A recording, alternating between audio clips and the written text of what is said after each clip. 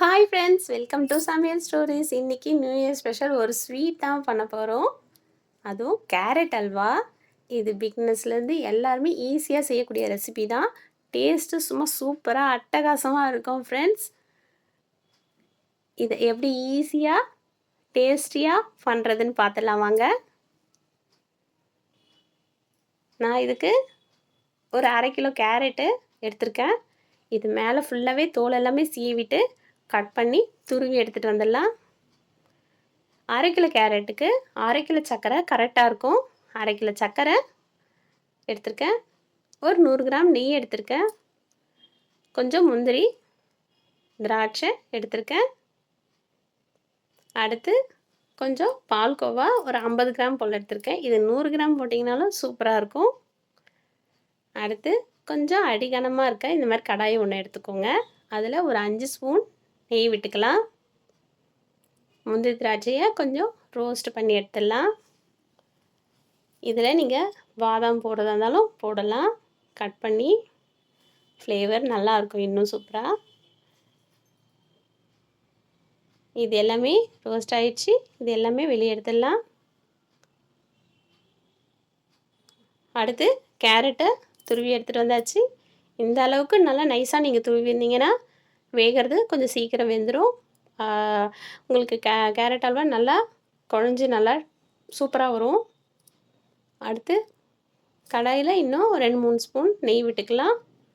நம்ம துருவி வச்ச கேரட் எல்லாமே இதில் சேர்த்துடலாம்.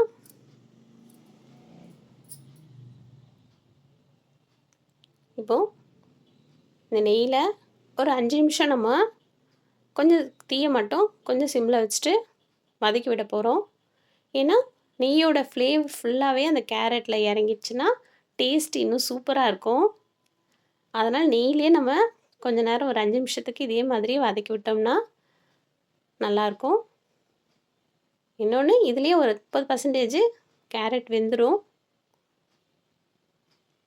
இதே மாதிரி கொஞ்சம் சிரமம் பார்க்காம கொஞ்சம் நேரம் கிளறி விட்டு தான் இருக்கணும்.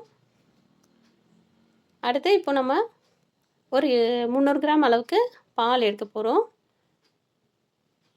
இது நம்ம பச்சை பாலாக இருந்தாலும் சரி, காய்ச்சின பாலாக இருந்தாலும் சரி, ஒரு 300 கிராம் அளவுக்கு பால் சேர்த்துடலாம். இப்போ இந்த பாலில் கொஞ்ச நேரம் இதே மாதிரி வதக்கி விட்டுட்டே இருக்க போகிறோம்.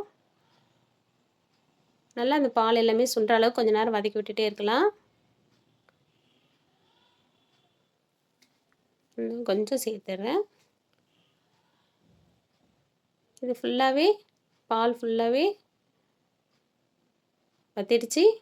இந்த ஸ்டேஜில் நான் ஒரு 200 கிராம் அளவுக்கு தண்ணி சேர்க்குறேன். இப்போ தண்ணி சேர்த்துட்டு கொஞ்சம் மீடியம் ஃப்ளேமில் வச்சுட்டு தட்டு போட்டு கொஞ்சம் நேரம் வேக விட்டுடலாம். ஒரு 5லேருந்து 7 நிமிஷம் வெந்துச்சுனாலே போதும். ஆல்ரெடி நல்லா வெந்துருச்சு. கொஞ்சம் தட்டு போட்டு முடிக்கலாம். ஓகே, ஒரு 7லேருந்து 8 நிமிஷம் ஆயிடுச்சு.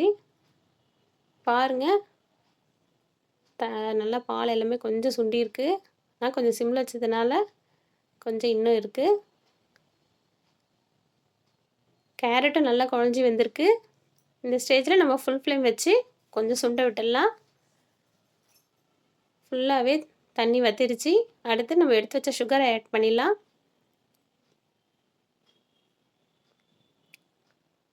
சுகர் எல்லாமே சேர்ந்த உடனே திரும்பவும் நம்மளுக்கு தண்ணி விடும்.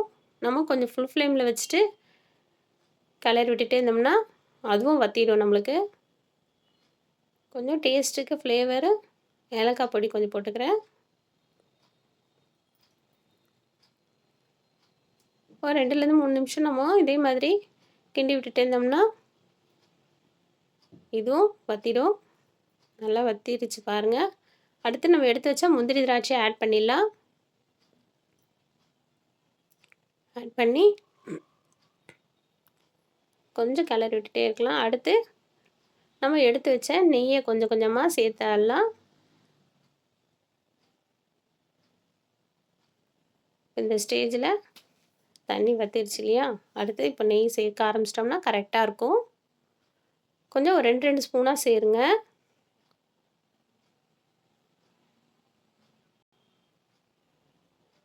நம்ம மொத்தமாக சேர்த்தோம்னா மேலே கொஞ்சம் தெறிக்கும்.